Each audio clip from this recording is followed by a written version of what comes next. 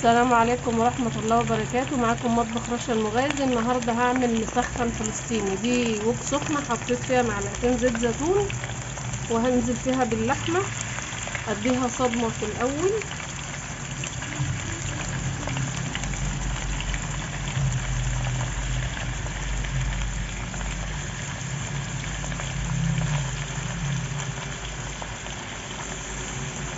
دلوقتي بقى هنزل بالبهارات، نص فلفل اسود، نص 7 بهارات، اقل من ربع المعلقه حبهان مطحون، ربع معلقه لومي اسود مطحون، نص معلقه سماق. هنزل عليها كده بالبهارات.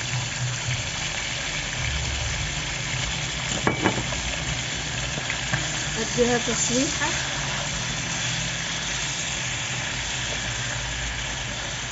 اول ما لونها يتغير انا بسوي البصل مع اللحمه. الطريقه الاصليه بتاعت الفلسطينيين بيسووا البصل لوحده، بس انا بحب ان البصل ياخد طعم اللحمه، بيبقى اطعم.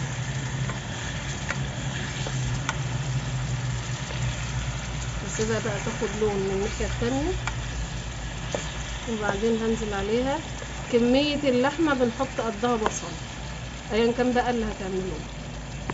تمام، هسيبها بقى تاخد لون وهنتابع مع بعض. دلوقتي اللحمه اتشوحت اهي واخدت لون. هنزل عليها بقى بالبصل. انا فرمه معاه قرن فلفل حامي، ده اختياري، مش حابين ما تحطوهوش، بس بيدي طعم حلو للي بيحب الحاجه. هنزل بقى دلوقتي بمعلقه سماق. ده اهم تابل في الوصفه على فكره، زيت الزيتون والسماق، هي دي اللي مشهوره بيها المسخن.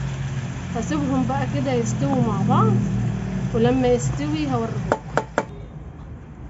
دلوقتي المسخن اهو استوى وبقى دايب خالص مع البصل. هعمله في جلاش. هو المفروض بيتعمل في عيش زي العيش السوري كده، بس انا هعمله في جلاش رولات. هعمله في الجلاش وهوريهولكم.